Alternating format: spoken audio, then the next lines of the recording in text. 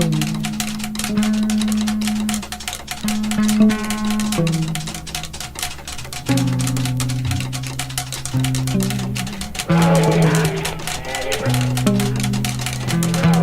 do you feel about being inducted into the Organism Hall of Fame? I'd like each of you to answer, and then we'll move on.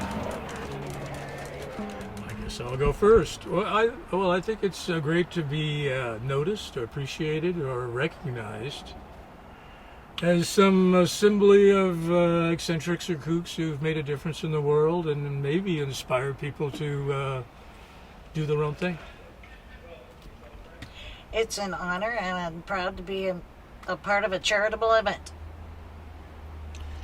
I think it's a beautiful irony that a band that forbid musicians and was determined to destroy what was left of music, which we already thought had gone too far into being inhuman and produced, would wind up being embraced by what is the closest thing to the establishment. But then, time marches on. So there's a great irony there that we appreciate quite a bit. Talk about that a little more, all of you. I mean, I know your vibe is you're a band that you're not musicians, right? Well, I would say, we were inspired by the vibe of like Captain Beefheart. If you ever see him perform, whether how good of musicians they are or whatever else that is, it's not designed to be easy to digest. It's designed to come directly from the soul and just come right on out. And so we were looking for another path to get to that space where you didn't worry about your public persona or making any money or having a manager or any of that stuff. Just how do you get a connection from the soul and get it out? How do you? Well, there's no formula, but one thing we did was kick out the musicians and start fresh. So let me have your perspective, Pink Cat Lady. On what? On the music, or on the lack of music, or on the vibe, the lack of performance. We like music. Stuff It's coming. wonderful. Talk about it. I enjoy playing together with other people and just performing and recording and goofing off. A lot of us were really good listeners, and we liked a lot of creative type music in a lot of categories. And so we were inspired by that, and we thought, let's join this action. And not being able to play anything wasn't an impediment. And if we got better at playing, that was good also. And so, and we wanted to kind of break that wall down, not just for us, but for others. Like, you don't have to have these prerequisites in order to join this action or whatever creative thing you might want to do. And it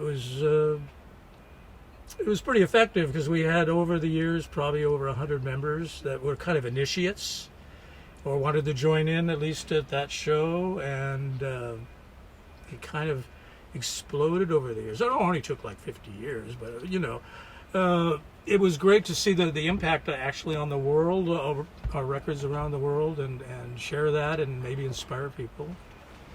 What do you think the impact was or is? Well, that's not necessarily for me to judge, but I guess I would say maybe people would listen and go, well, gee, if they can do that, maybe I could step in and do something in that, my own thing, my flavor of whatever it might be. And I guess that's pretty good already there. Some people have occasionally become quite mesmerized by certain members, such as Amazon Bambi, who practically would go into a trance while she was playing the drums. And people were very affected by that. Then later, when she would kind of go into a trance while playing the bass. So you were talking about sounds, I guess, music, utterances from the soul. Can you give me an example or describe that in I would say, like, what I meant by that is that since we grew up, in the 60s, and most of us, or especially myself, was always interested in music that went way further back than that. So we could see that if you took the history of American music up to the point of 73 when we started, there was all kinds of things that bubbled up out of the ground that were just local, tiny little scenes that had nothing to do with what was popular or expected. And we somehow thought that's the magic. Somehow you almost self-hallucinate in that everything's fine, there are no issues, and just go straight ahead. And so to get past all the things that would not allow you to just freely improvise and follow through on impulses, which is normally like worried about sounding bad or people laughing at you or, right? Throwing things at you. Yeah, right. Oh, Have you ever had that happen? Oh, yeah. yeah. And you probably liked it. No. No. Despite our Damage. name, yeah, The state hospital. Damage. that wonderful drummer we were talking about, Amy DeWolf, who's here but can't be with us today, but she was doing her trance thing, and one of the people at Damish that was not medicated enough got right up on the stage and grabbed her drumstick and So play some music. And to clarify that we played at this mental hospital, Damish, and we actually played there twice. The first time it went really well because they had been medicated just before that. The second time, not so much. And of course, you consider the source when people are throwing strange insults or whatever your direction. You guys are the ones locked up here. I'd love to explore more, but I know time is always short. Yes. So I would like to know, what are your thoughts about the Oregon Music Hall of Fame and their mission to raise money for music education in schools? Very important.